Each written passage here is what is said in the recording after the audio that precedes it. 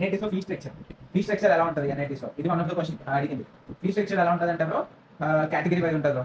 SC ST కేటగిరీకి no fee ఉండదు, college fee ఉండదు, హాస్టల్ ఫీజు ఉండదు, మెస్ ఫీజు ఉండదు, అన్ని ఫీ ఉంటాయి వాళ్ళకి. బుక్స్ అంటే కూడా బుక్స్ లైబ్రరీ నుంచి తీసుకోవడం ఏమి ఉండదు. నెక్స్ట్ వచ్చేసి ఇంకా ఓసీ కింద అదే ఓసీ కింద వస్తాయి కదా, బీసీడీ ఇవన్నీ ఏవైతే ఉన్నాయో అదే టెస్ట్. సో మనకు వచ్చేసి ఏంటంటే ఫీజు ఇన్కమ్ సర్టిఫికేట్ బట్టి బ్రో. ఎన్ఐటీ సైట్ ఏంటంటే ఇన్కమ్ సర్టిఫికేట్, మీ పేరెంట్ ఎంత సంపాదిస్తున్నారు, annual income 1 lakh below, 1 lakh అబో, 5 lakh బిలో, 5 lakhs అబో ఉంటుంది.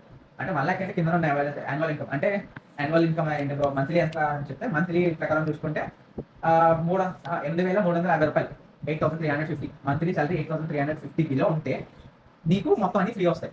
హాస్టల్, కాలేజ్, ఇంకా మెస్ ఫ్రీ. లేదు మా annual income 5 lakhs below, 1 lakh అబో అంటే 8,350 అబో ఉండాలి.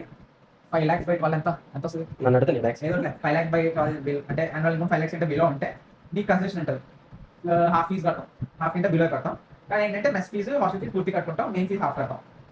అలాగే ఇంకా యాన్యువల్ ఇన్కమ్ 5 lakhs కంటే ఎక్కువ ఉంది అనుకో, అంటే యాన్యువల్ ఇన్కమ్ 5 lakhs అంటే నెలకి 50,000 సంపాదిస్తారు అనుకో, అప్రాక్సిమేట్లీ నెలకి 50,000 సంపాదిస్తారు అయితే 6 లక్షలు అవుతుంది యాన్యువల్ ఇన్కమ్.